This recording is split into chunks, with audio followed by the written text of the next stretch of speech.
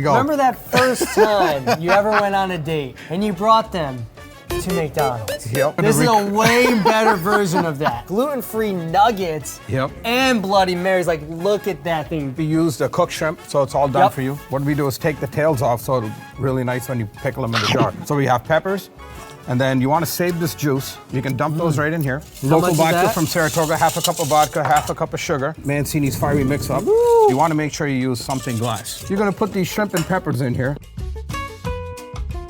Pour that in there. Keep going.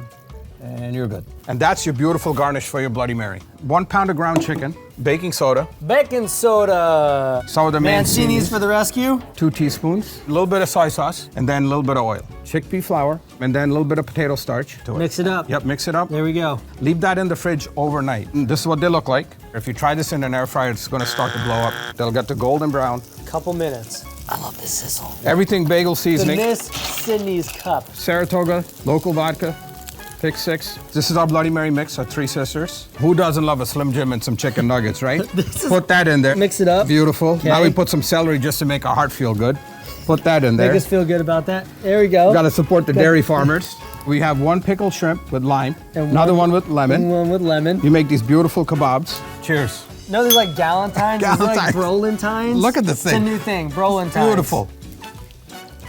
Oh man, make your taste buds go yum yum. Here we go. Good for Valentine's Day, right? I dig it. It's really hot.